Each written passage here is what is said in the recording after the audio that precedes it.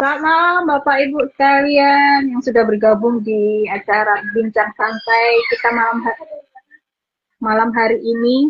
Eh, ya kita perdana ya Bapak Ibu sekalian, kita perdana memulai untuk podcast podcast kecil-kecilan ngobrol santai lewat IG. Ya, ya ini perdana. Sebenarnya programnya sudah Lama. 2 tahun yang lalu ya Pak Agus, tapi kita realisasikan tahun ini. Ya, kita mulai mungkin dengan berdoa dulu Pak Agus. Oke, Mungkin Mbak monggo. Mel bisa bantu kita untuk berdoa untuk bincang santai kita hari ini. Oke, mari kita sebelum mulai podcast kita pada malam hari ini, kita berdoa. Ya Allah Bapa kami yang bertata dalam kerajaan surga, puji syukur Tuhan kami naikkan ke hadapan hadirat-Mu. Kau telah kumpulkan kami kembali dalam live IG pada malam hari ini. Kami akan berbincang santai untuk membicarakan atau membahas tentang ekologi menurut teologi atau Alkitabiah. Kiranya Tuhan memberkati bincang santai kami pada malam hari ini. Biarlah semua boleh dalam keadaan baik dan lancar, terutama untuk perangkat elektronik kami atau HP kami atau sinyal kami. Biarlah bincang santai ini boleh berjalan dengan tidak kurang suatu apapun.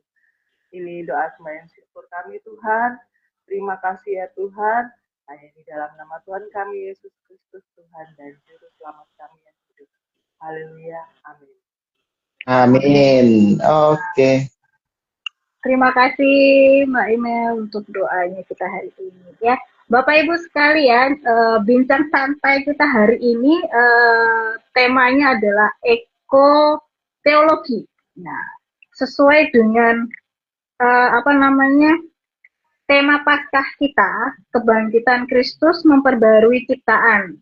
Paskah ekologis ya, benar ya Pak Agus ya? Ya, Tema betul Paskah betul. kita. Ya. Nah, eh, apa ya Pak Agus? Kenapa kok kita nih pakai Paskah ekologis? Maksudnya seperti apa sebenarnya Pak Agus? Mungkin kita bisa Oke. diawali dengan uh, sekilas ya Pak Agus tentang kenapa kok kita ambil temanya adalah kebangkitan Kristus memperbarui ciptaan Paskah ekologis. Kenapa begitu Pak? Oke. Baik. Terima kasih Mbak Mita, Mbak Imel, dan juga saudara-saudara semua, teman-teman yang sudah bergabung di live IG perdana di GKJ Bambu. Ya, ini menggunakan akun saya dulu. Nanti harapannya Bapak Ibu bisa follow-follow untuk IG-nya GKJ Bambu bisa memenuhi untuk nanti bisa live secara mandiri. Baik, pertama saya mengapresiasi semua upaya ini dalam bincang santai ngobrol ini berkaitan dengan tema yang akan kita hidupi selama 40 hari begitu, dan Sinode baik GKJ maupun DKI memilih untuk tema tentang ekologi. Nah, kenapa ekologi menjadi bagian yang penting? Karena dasarnya begini, bahwa gereja itu kan ada dan mengada bersama masyarakat. Dia bukan berada di ruang hampa atau dia di tempat tersendiri yang tidak tersentuh, sama sekali tidak. Dia berada di kultur bersama dengan masyarakat, berarti dengan segala gejolak dan lingkungan sekitar, yaitu gereja ada di situ. Nah, melihat realitas itu, maka kepekaan gereja waktu itu, sahabat-sahabat semua, ada problem yang sangat eksistensial begitu. Krisis eksistensial begitu. Krisis apa? Yaitu krisis ekologi, di mana gereja itu berpijak. Gereja itu bersama-sama hidup dengan masyarakat. Sebagai contoh misalnya, suhu bumi kita kan semakin panas ini. Kalau yang dulu liburan ke mana Kaliurang dingin-dingin saja, sekarang kelihatannya enggak ya. Biasa Bagaimana aja. kalau liburan ke Kaliurang? Apakah masih pakai jaket? Enggak, suhu mulai naik di mana-mana panas ya, kecuali tadi karena seharian hujan mungkin agak dingin ya. Itu pun karena hujan gitu. Kalau enggak ya suhunya panasnya bukan main. Sementara di sisi lain juga ada perubahan iklim dan cuaca yang begitu ekstrim ya. Kita melihat akhir-akhir ini terjadi begitu masif perubahan iklim dan cuacanya tidak menentu sama sekali, hujan deras sekali dan kemudian ada ekstrim banjir di mana-mana. Lalu yang mengejutkan tiba-tiba ada tanah longsor dan kemudian banjir bandang yang kita tahu memakan korban yang sangat luar biasa sekali. Saudara-saudara kita di Sumatera, di Jawa, di Kalimantan, dan di berbagai tempat. Semakin masif sekali. Yang dulu kita jarang menjumpai itu, dan ini terjadi. Ini ada problem apa? Yang kedua tentang peristiwa alam lainnya. Sebagai contoh misalnya soal perubahan iklim yang berdampak pada kerusakan hutan misalnya. Hutan yang dulu begitu luar biasa sekali, yang menjadi paru-paru dunia, yang membuat hijau, yang membuat teduh dunia ini per tahun lambat laun semakin menipis. Bahkan hitungannya nggak hanya ribuan hektar ya, jutaan hektar. Dan Indonesia sangat masif sekali. Nanti silahkan lihat beberapa jurnal itu masif sekali. Sehingga kalau hutan itu dirusak, maka ekosistemnya juga rusak. Termasuk kehilangan beberapa hewan-hewan yang tentu menjaga kelestarian alam itu. Nah itu hilang juga. Lalu pencemaran udara, lalu sampah yang begitu masif, dan sampah plastik menjadi darurat begitu di Indonesia. Bahkan yang paling mutakhir sekarang, Bapak Ibu, saudara-saudara, yang paling aman, dirasa paling aman rahim seorang ibu, itu kan paling aman ya untuk segala sesuatunya, ternyata sudah terkontaminasi mikroplastik. Itu menandakan betapa alam kita rusak, alam kita sudah tidak lagi sehat begitu karena banyak hal termasuk perilaku manusia yang membuat bumi atau alam yang kita tinggali ini semakin tidak nyaman dan baik-baik saja. Maka dari itulah dasar untuk kemudian gereja berani mengambil sikap, menyuarakan itu, dan gereja harus menjadi contoh begitu. Harapannya begitu, sehingga di masa prapaskah ini, masa sengsara ini, yuk kita bersama-sama untuk mengikuti bagaimana mengantisipasi krisis ekologi ini, sekaligus kita berupaya untuk berbenah sebisa mungkin. Justru gerakan-gerakan yang kecil tetapi berdampak itulah yang ingin diupayakan, sehingga nanti kerusakan-kerusakan minimal di sekitar kita bisa kemudian ya, mengantisipasinya, bahkan mencegahnya tidak semakin parah begitu. Nah itu landasan utama, dan ini menjadi krisis tidak hanya lokal kita ya, tetapi ini kan krisis isu global yang kemudian jadi pemanasan global yang kemudian berdampak sangat masif sekali, dan ini juga akan berdampak tentang pangan, tentang kesehatan, munculnya penyakit baru ya karena ada spesies-spesies yang hilang dan seterusnya. Nah, di tengah situasi itulah tema ini muncul begitu. Kesadaran ekologi itu kemudian diangkat kembali. Itu kurang lebih prolognya begitu, Mbak Mita, Mbak Imel. Ya, terima kasih Pak Agus. Prolog sedikit tentang kenapa kok gereja memakai tema ekologis itu ya Pak Agus ya. Gimana Mbak Imel, ada pertanyaan nggak? Atau Bapak Ibu sekalian boleh kalau yang mau bertanya silakan ketik di komentar, nanti kita akan bacakan dan akan dijawab langsung oleh Pak Agus.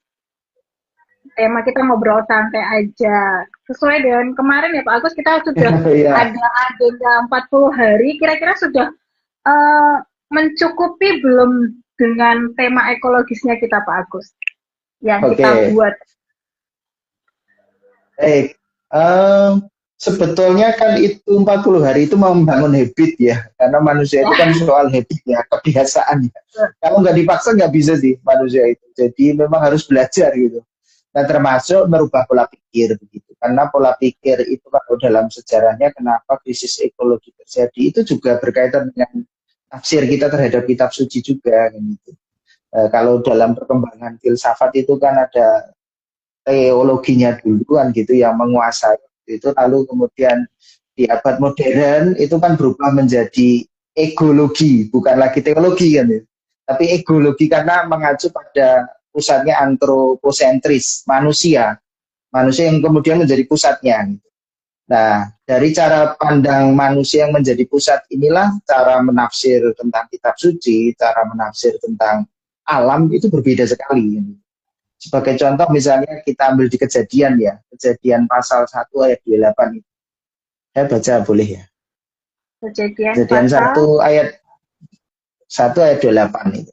Misalnya Allah memberkati mereka, lalu Allah berfirman kepada mereka, beranak cuculah dan bertambah banyak, penuhilah bumi dan taklukkanlah itu. Nah, kata taklukkanlah, menguasai itu, nah kalau cara pandangnya pusatnya adalah manusia, maka kecenderungan yang antroposentris, manusia yang menjadi subjeknya itu, lalu bisa melakukan apapun gitu. Nah, ekstrimnya adalah lahirlah semangat egologi. Ego ya, bukan eko ya. Bukan eko. Jadi bukan eko. Egonya ditinggal lalu berubah menjadi egologi ya.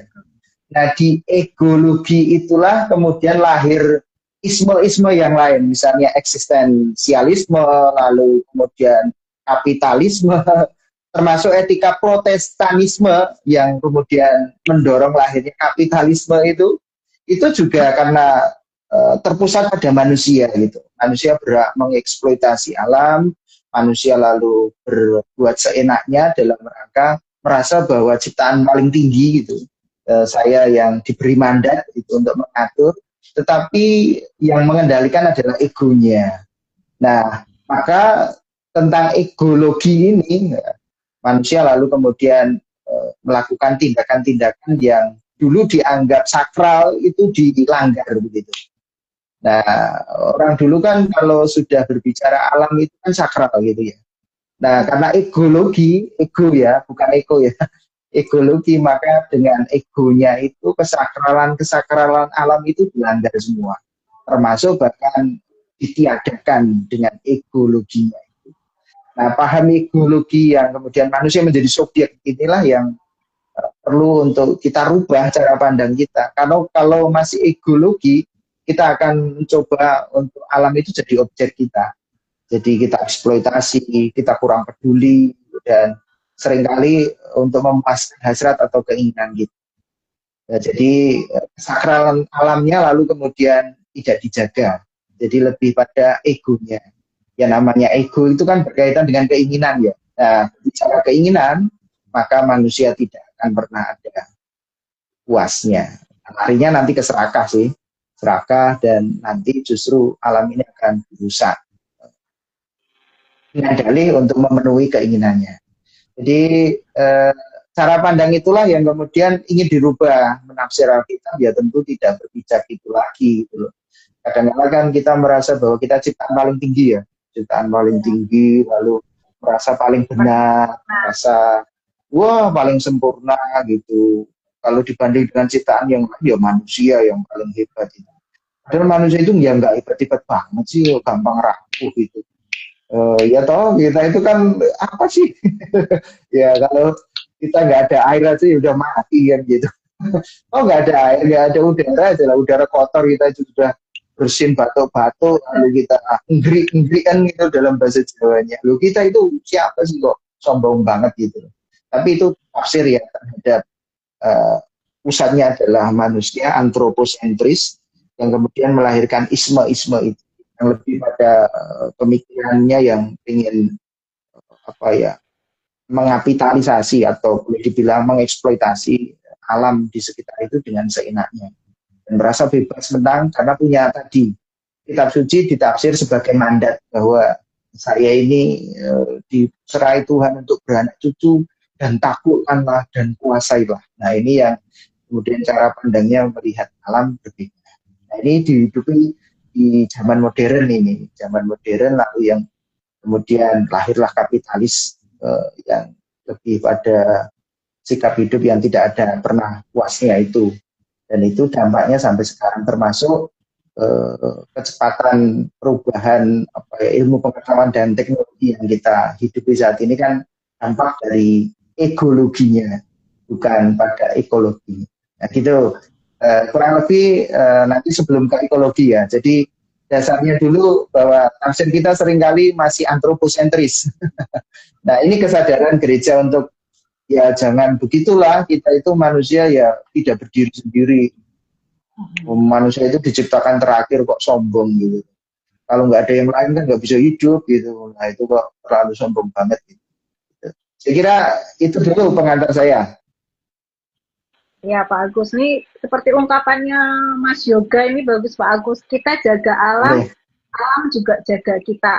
Ya, kalau kita oke, menjaga alam, betul ya Pak Agus ya. Kalau kita menjaga alam betul. itu, pasti tentunya alam juga akan memberikan impact yang baik untuk kita juga, gitu ya Pak Agus.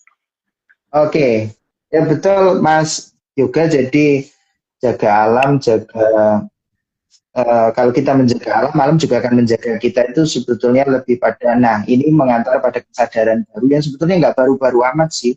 Tapi kan dalam perjalanan sejarah pemikiran manusia pernah meninggalkan itu, dan kita di era modern kan meninggalkan untuk tidak menyatu dengan alam. Tapi alam kan menjadi objek untuk dieksploitasi dalam rangka memenuhi dalam tanda kutip unsur modern itu. Nah, jadi kalau yang tinggal biasa itu nggak modern itu, jadul itu kuno gitu. Kalau kita jalan nggak pakai sendal, nggak pakai apa, menyatu dengan tanah, itu jadul itu kuno gitu. Sehingga anggapan-anggapan itulah yang kemudian seringkali kita jauh dari alam ya. Padahal kesadaran untuk menjaga alam, lalu alam akan menjaga kita, inilah yang kemudian menghantar pada kesadaran baru. Selama ini kita tidak baik dengan alam, kita mengeksploitasi alam dan kita tidak menjaga kesakralan alam itu. Maka kesadaran ekologi, nah yang namanya ekologi itu kan, eko itu soal lingkungan ya. Jadi ekologi itu memahami sudut pandang bahwa manusia itu hidup tidak bisa sendiri, dia berjejaring gitu loh. Ekologi dengan lingkungan gitu. Dia berjejaring. Berjejaring untuk, itulah yang membentuk manusia gitu loh. Nah kalau kemudian lingkungannya rusak, manusia juga rusak gitu. Itu harus menjadi kesadaran baru bahwa ekologi itu lebih pada ekonya, itu kemudian egonya dihilangkan diganti dengan ego. Manusia lalu kemudian melihat lingkungan sekitar, lalu kemudian dengan penuh kesadaran yang baru itu bahwa dia dibentuk oleh lingkungan gitu, dan sekaligus daya dukung untuk dia hidup itu adalah lingkungan, maka dia akan mulai membangun jejaring untuk bersahabat dengan alam itu. Nah itu kesadaran ekologis, rasa hormat terhadap alam lalu muncul lagi. Nah, setelah rasa hormat terhadap alam ini muncul lagi, disitulah cara-cara kita tentang melakukan banyak hal akan berubah juga, gitu. Sehingga akan punya kesadaran baru. Nah, kesadaran inilah yang diharapkan di masa 40 hari kita prapaskah ini punya kesadaran ekologis itu, gitu loh. Nah, itu pengantar dari saya, teman-teman dari semua. Ya Pak Agus, ini ada yang berkomentar juga Pak Agus. Pak Muji, kaos pundi jemaat nindakaken ekologi wonten gesang menika Pak Pendeta. Kemudian saya lanjut kalian Pak Heri ya Pak. Masih mungkinkah ini ekologinya bisa menjadi baik lagi Indonesia? Oh, masih mungkinkah Indonesia ekologinya bisa menjadi baik lagi? Kalau masih seperti saat ini, bagaimana masa depan anak cucu kita kalau mereka harus berhadapan dengan bencana-bencana yang terus semakin besar? Gitu Pak. Nah, tadi dari Pak Muji dan Pak Heri. Oke. Memang kalau kesadaran itu hanya sekelompok kecil, memang kita pesimis untuk ada perubahan yang lebih baik. Karena begitu perubahan masif itu kan secara global gitu. Nah, kesadaran para elit-elit yang berada di atas sana sebetulnya saya kira tahu. Jadi saya kira tahu misalnya kesepakatan persetujuan Kyoto, bagaimana emisi karbon dan seterusnya untuk menjaga alam dan seterusnya itu kan punya eh, bahwa keputusan-keputusan untuk menjaga alam itu dengan baik itu sebetulnya ada itu sudah disepakati. Hanya persoalannya kan kembali kepada kepentingan, ya. Kepentingan lokal, kepentingan ego tadi, ekologi tadi. Nah itu yang kemudian membuat kita semacam apakah masih bisa harapan untuk menjadi lebih baik gitu. Nah kalau kita mengacu Indonesia tentu kita belum terlambat kalau mau memulainya. Hanya persoalannya lah kadang-kadang tidak ada yang mau memulainya. Nah ini tentu harapan kita di masa prapaskah ini, seruan ini begitu kita gencarkan gitu. Nah, kekuatan sosial media, kekuatan apapun perlu menjadi sarana untuk kita mempromosikan bahwa menjaga alam menjadi bagian yang sangat penting. Kalau tidak, bencana demi bencana akan menghancurkan. Yang paling susah itu kan merubah pola pikir ya. Pola pikir bangsa kita yang kadang-kala lebih mudah mencari jalan pintas gitu. Misalnya untuk kaya ya jadi tambang saja, tambang alam saja kan cepat kaya gitu. Tidak memikir efek lainnya, misalnya untuk meningkatkan banyak hal ya kita mau eksploitasi alam saja, kita diberi kekayaan yang luar biasa dan akhirnya dampaknya memang sangat masif rusak sekali. Maka gerakan ini harusnya memang kita tidak bisa berdiri sendiri. Maka di masa prapaskah ini harapannya kita juga bisa berkolaborasi, kita berjejaring ya. Tadi ekologi itu kan kesadaran ekologi itu tidak hanya sekedar sadar terhadap lingkungan ya, tetapi juga mengajak pihak lain yang bersama-sama untuk bergandengan tangan, yuk kita jaga alam kita. Nah, maka di GKJ Bambu sebetulnya mempertahankan gereja bambu itu dalam rangka ekologi. Gitu. Ya, di tengah gempuran orang-orang yang sekarang bangun kan harus luar biasa mewah megah ya. Tetapi bambu memilih bambu itu ya sebetulnya lebih pada prinsip ekologis juga. Kita melihat kesejarahannya. Paling tidak nanti kalau jadi kan menjadi promosi untuk memberitakan bahwa sebetulnya bangunan yang ekologis itu juga nyaman kok, juga baik kok, anti gempa, lebih lagi Jogja ya ini ya. Jogja yang sangat rawan terhadap gempa ini kalau bangunannya itu bambu juga tahan gempa dan itu lebih aman dan nyaman, itu menjadi hal yang sangat baik sekali untuk menjadi tanda bahwa masih ada harapan sih untuk menjaga alam ini selama kesadaran itu dimulai dari dunia pendidikan juga ya. Nah ini kajian-kajian terhadap kesadaran ekologi di dunia pendidikan juga masih minim gitu.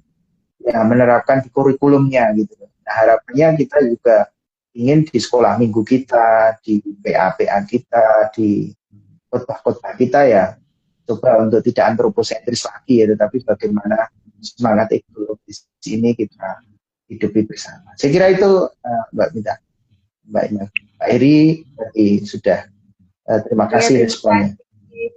Pak Muji dan Pak Heri atas respon untuk bertanya. Mungkin ada lagi Bapak Ibu sekalian yang mau berkomentar atau Mbak Imel mungkin ada pertanyaan Mbak Imel. Mungkin ya kalau kita boleh lebih dini memperkenalkan tentang ekologi pada anak-anak, mulai dari yang simpel-simpel aja, itu juga mungkin bisa jadi bahan masukan buat malam minggu ke depannya. Saya bisa lebih memperkenalkan bagaimana memelihara tentang ekologi lingkungan, mulai dari lingkungan gereja dulu, lingkungan rumah, itu ya, untuk memperkenalkan sejak dini kepada anak-anak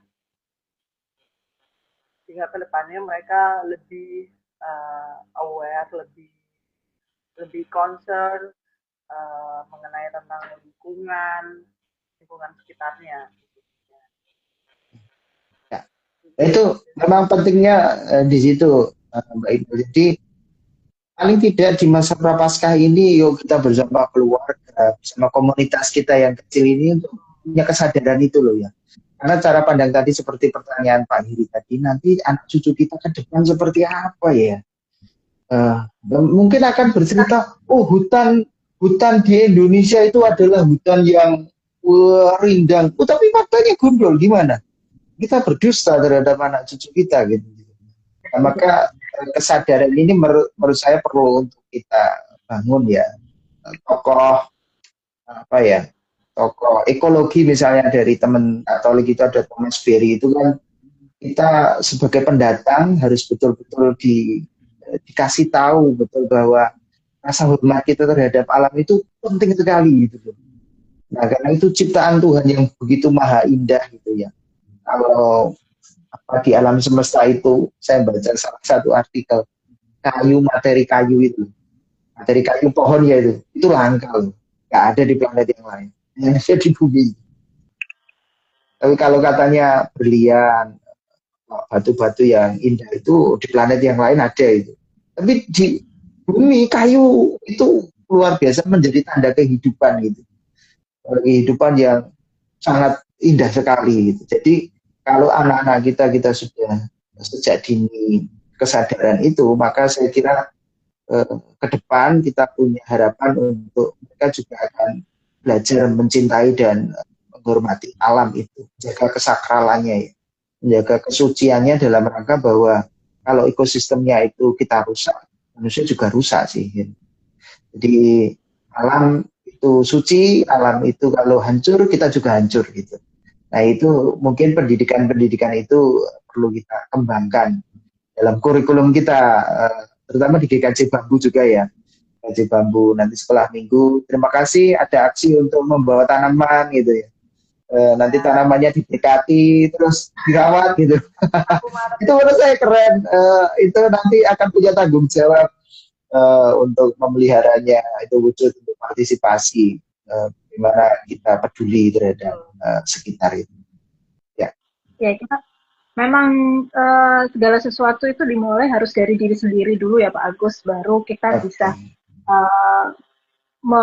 menyebarkan ke sekitarnya gitu. Ketika melihat diri kita sendiri bisa berhasil untuk melakukan hal itu, maka orang lain juga akan melihat, oh bagus ya gitu, ternyata dampaknya baik ya gitu kan, mungkin orang juga akan mengikuti gitu, lambat laun juga akan mengikuti itu. Nah, benar Pak Agus, kita ada agenda. Nanti Bapak Ibu sekalian jangan lupa ya tanggal 1 itu kita masing-masing keluarga membawa satu tanaman.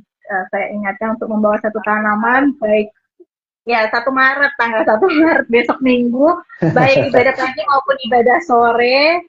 Monggo Bapak Ibu silakan membawa satu tanaman saja, baik itu buah boleh, bunga boleh, tanaman obat juga boleh, tanaman hias juga boleh. Sudah diletakkan di dalam pot, kemudian diberi nama. Nah, itu adalah cara kita untuk memulai dari gereja kita sendiri, dari diri kita dan untuk gereja kita, supaya gereja kita lebih terlihat asri ya Pak Agus ya, karena kan sesuai dengan gereja kita yang sudah dibangun ini kan nanti kalau saya sempat lihat denahnya itu kan nanti akan ada ruang hijaunya juga ya Pak Agus ya, jadi semoga nanti tanaman yang kita sudah kumpulkan hari ini itu menjadi tanaman yang menjadi akar awal dari berdirinya gereja bambu yang lebih ekologis lagi. Jadi ya Pak Agus ya. Ya, oke.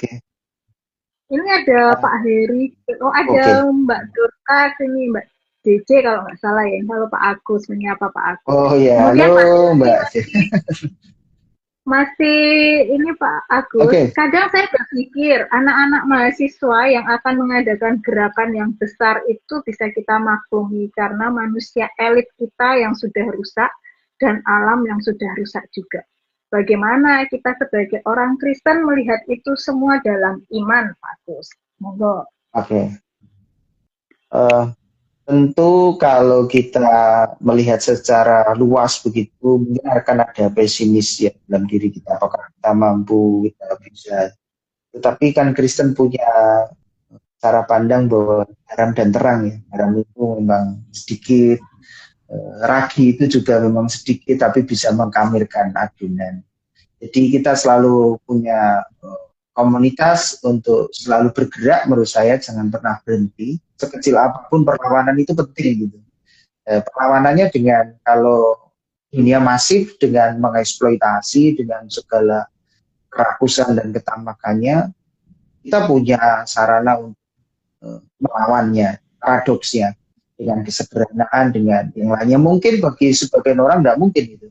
Tetapi kadang-kadang dunia ini paradoks gitu. Dunia ini paradoks. Apalagi ada kekuatan sosial media ya, yang kemudian bisa sekarang bisa kita gunakan sebagai sarana untuk kampanye terhadap kesadaran lingkungan itu. Nah, cara-cara ini ya tentunya perlu kita wujud nyatakan, tidak bisa sekadar hanya teori. Tetapi mari kita mulai dari gerakan kita di rumah, di gereja, di lingkungan kita. Saya masih ingat betul untuk saya kenapa masih ingat tentang alam. Orang tua itu ketika saya usia 6 tahun, 5 tahun itu, sekitar 5-6 tahun, diajak menanam kelapa. Masih ingat betul saya, digendong oleh bapak, lalu berdoa bahwa kelapa yang ditanam ini akan menghidupi. Itu masih ingat sampai sekarang saya. Ya benar, ternyata kelapa itu menghidupi gitu. Dan itu menancap betul untuk kesadaran. Hanya persoalan hari ini kan anak-anak tidak pernah diajari itu juga. Usia 5-6 tahun yang dibelikan bukan tanaman tapi gadget gitu. Kalau coba kita seandainya anak kita, cucu kita ajak, kita beli satu tanaman atau kita tanam di sekitar rumah. Kalau tidak punya lahan ya bisa dengan cara yang lain. Saya kira banyak yang bisa kita upayakan. Kalau kita punya kreativitas ya, polybag dan sebagainya bisa kita upayakan. Nah, itu akan membangun kesadaran sejak kecil. Hanya persoalan itu kan lost generasi ya.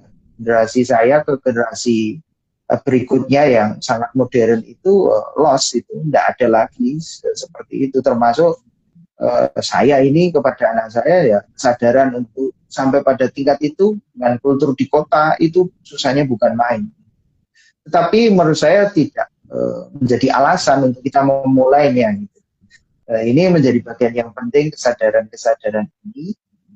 Dengan demikian alam akan justru menjadi kajian yang menarik bagi mereka, karena mereka selama ini kan di dunia digital terus ya, di dunia digital, di dunia yang hanya terpaku di depannya itu. Yuk coba kita mungkin seminggu sekali atau mungkin 2 minggu sekali kita tarik mereka untuk menyatu dengan alam itu. Bagaimana sih rasanya? Jangan-jangan mereka jauh lebih senang gitu. Akan kembali terulang gitu. Nanti mainannya tidak di gadget lagi, tapi mainannya ya seperti kita yang dulu. Itu mungkin akan menjadi hal yang menyenangkan sekali. Yang mungkin mereka tidak merasakan itu. Itu mungkin kesempatan ya. Kita masih punya optimisme itu ya. Mungkin kalau kita mencoba menemaninya, memainkannya itu mungkin bagi mereka asik gitu. Loh, kotor kena tanah itu asik toh. Wah itu. Tapi kan kita kadang-kadang sudah pola pikirnya modern ya. Jangan kotor, masuk rumah, cuci. Wah itu sudah begitu gitu loh. Nah, tetapi ini kesempatan sih, menurut saya kesempatan ya. Ada banyak permainan yang bisa kita hidupkan lagi, yang bisa menyatu dengan alam. Karena dulu permainannya memang menyatu dengan alam gitu.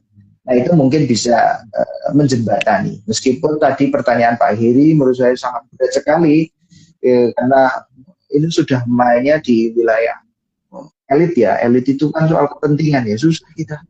Kalau sudah soalnya kepentingan itu, kepentingan kan berkaitan dengan kekuasaan, berkaitan dengan tumbuhan ekonomi yang kadang-kadang menghalalkan segala cara, dan itu yang harusnya mengkader minimal nanti kalau kita punya pemimpin yang dari generasi ini yang punya kesadaran ekologis, itu tidak begitulah, tidak serakah tapi juga mengembalikan alam itu, merawat alam itu. Bahkan penelitian terakhir sebetulnya kalau nggak ada manusia, alam itu bisa pulih cepat. Kalau nggak ada manusia loh. Tapi saking ada manusia yang cepat sekali mengeruk alam itu, sehingga alam itu sulit untuk berpulih. Itu luar biasa. Contoh kalau tidak percaya ya, rumah yang kosong itu tinggal sebulan setahun, oh itu tanaman organisme apa tumbuh semua itu di rumah itu. Nah, itu menandakan alam itu sebenarnya berpulihnya cepat gitu. Ya, Tapi hanya manusianya yang kadang-kala eksploitasinya itu masifnya luar biasa sekali. Belum sempat apa-apa sudah dikeruk lagi. Belum sempat apa-apa sudah dihabisi lagi. Sehingga ya maaf sekali ya, maka banjir bandang lalu tragedi-tragedi atas apa ya perilaku manusia itu betul-betul berdampak luar biasa akan sampai kita dampaknya itu. Kira itu Mbak Mita dan Mbak Iman. ya, terima kasih Pak Agus. Mari Bapak Ibu masih ada? Kita kira-kira mau sampai jam berapa ini Pak Agus? Nah, ikut saya. Udah masih gayeng kelihatan. Ya, sepertinya masih seru karena ini nggak akan ada habisnya kalau kita bahas tentang ekologis ini Pak Agus. Karena ya saya dulu tuh merasa senang banget waktu anak-anak itu bisa bermain di sungai Pak Agus. Sekarang kalau ngeliat sungainya kotor gitu, kalau suruh anaknya nyemplung ya tetap mikir-mikir Pak Agus. Kalau dulu zaman kita kan sungainya masih yang jernih, masih dari mata airnya gitu lah. Sekarang tuh nyari sungai yang ada mata airnya itu memang udah susah banget, apalagi di mana-mana sudah sampah. Nah, kita apalagi di kota Jogja, Pak Agus, sedang ramai dengan masalah sampah gitu. Apalagi ada program Bang Jos ya kalau nggak salah Pak Agus. Ini itu gimana Pak Agus kita menyikapi programnya yang di Jogja sendiri? Ya sih, kalau saya melihat visinya ketika Pak Hasto pidato meluncing itu ya bagus sekali sih menurut saya. Penggunaan plastik itu harus betul-betul masif dikurangi total gitu karena isu tentang mikroplastik yang tadi saya sampaikan di awal kan sudah pencemaran lingkungannya sudah sampai di kandungan ibu loh, itu kan sangat masif sekali efek dari sampah itu yang polusinya sudah menyebar mikroplastiknya itu. Nah tentu ini kalau kita sebagai gereja ya harusnya mendukung sih programnya Bang Jos ini karena mau tidak mau itu akan berdampak dan kita harusnya memang tidak ragu-ragu untuk kemudian menguranginya betul gitu. Kemarin juga sudah dikurangi semua, saya bersyukur ya. Saya lihat snacknya juga lagi berplastik itu. Juga ada beberapa ya sudah mulai godok-godokan, rebus-rebusan gitu ya. Saya kira ya, juga bagus juga ini. Mau tidak mau harus dihabiskan gitu. Nggak boleh bawa resiko pulang. Nah, itu saya kira menarik untuk kita bisa mengantisipasinya dengan cara itu ya.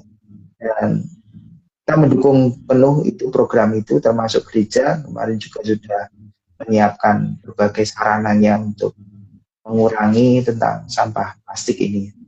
Ini menjadi isu global. Indonesia tercatat paling banyak ini. Catatan yang saya baca itu masuk di ranking paling atas itu untuk sampah plastik. Ya. Oh itu malah nomor 1 ya sekarang ya. Wah itu sudah ekstrim sekali. Nomor 1. Nah, misalnya kalau tadi Mbak Mita yang lupa sekarang kotor di sungai dan seterusnya. Mungkin kita bisa mulai sekolah minggunya diajak mancing teman Pak Heri, bukan masih banyak tanah. Ya. Nah, itu ya nanti ya itu mungkin seru ya bagi anak-anak. Ya, gimana Pak Heri kita buat acara mancing bersama supaya anak-anak mengenal, apalagi di lingkungannya Pak Heri masih dengan sawah yang masih asri, mungkin anak-anak juga mungkin lebih bisa mengenal lingkungan juga kali ya Pak Agus ya. Ya mungkin gimana Pak? Tapi jawabannya kita jalan-jalan gitu ya acaranya. Jalan-jalan keluar.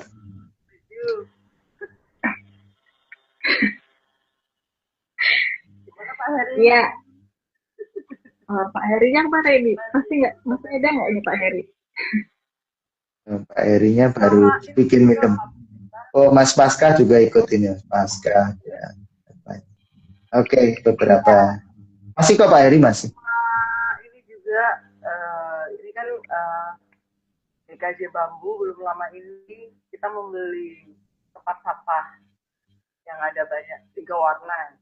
Mungkin juga perlu sosialisasi ke warga jemaat. Oh iya. Masing-masing dari 3 warna itu apa? Karena kan kita kalau nggak tahu ya main asal buang udah yang daur ulang atau yang non daur ulang atau bagaimana. Itu mungkin bisa sekarang juga masih bisa disosialisasikan tentang perbedaan dari warna merah, hijau itu apa. Oke. Ya. Terus sebenarnya ini wujud kesadaran ya untuk peduli. Nah, dengan demikian harapan kita sebetulnya dengan langkah-langkah praktis itu juga diimbangi dengan perubahan cara pikir.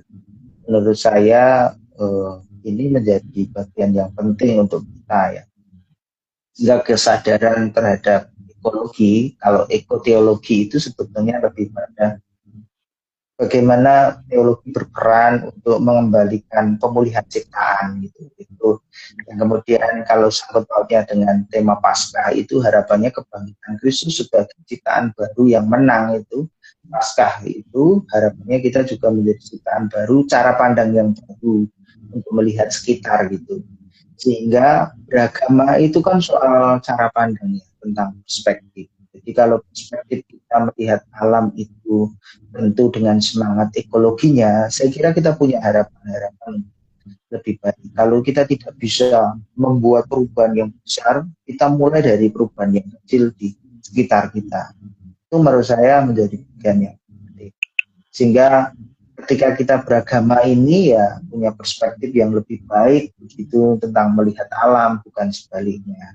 Alam adalah amanah. Kalau saya lihat di kejadian itu, kalau kita membaca dari sudut pandang ekologi, maka alam pemberian Tuhan itu kan amanah, perlu dijaga, dirawat. Karena di Yohanes 3:16 itu kan kalau kita terjemahkan dengan semangat ekologi, bukan antroposentris ya. Kalau antroposentris kan karena begitu besar kasih Allah akan dunia ini sehingga ia telah mengaruniakan anaknya yang tunggal supaya setiap orang yang percaya kepadanya tidak binasa melainkan memperoleh hidup yang kekal. Itu kan orientasinya hanya pada manusia, padahal di awal prolognya karena begitu besar kasih Allah akan dunia ini. Berarti kan soal dunia juga menjadi bagian yang penting ya. Maka alam karena Allah juga begitu mencintai alam ini yang adalah karya buah tangannya untuk manusia boleh mendapatkan segalanya, maka harusnya cinta kita juga besar terhadap sudut pandang. Kalau dasarnya kita punya kesadaran ekologis, kita akan cinta terhadap alam. Nah, cinta terhadap alam tentu akan menyatu. Penelitian terakhir Pak Norman C. Hedel itu mengatakan bahwa kalau kita bisa menyatu alam, alam itu punya suara dan kita bisa mendengarkan. Jadi menarik ya. Jadi alam itu bersuara dan kita bisa mendengarkan. Tapi sekarang mendengarkannya di HP, tidak pernah menyatu dengan alam. Ya, ternyata alam itu bisa berbicara gitu, kita menjadi peka terhadap suara-suara itu. Dan lingkungan sekitar pun akan peka terhadap alam. Dan ilmu kita akan semakin meningkat itu kan gara-gara kita membaca alam. Kalau tidak percaya sebagai contoh misalnya, kereta cepat di Jepang itu kan gara-gara melihat burung ini, burung raja udang yang di sungai itu loh, pengkek itu kalau dalam bahasa Jawanya. Itu kan dulu membuat kereta itu bisingnya luar biasa sekali itu lewat jembatan, bising sekali.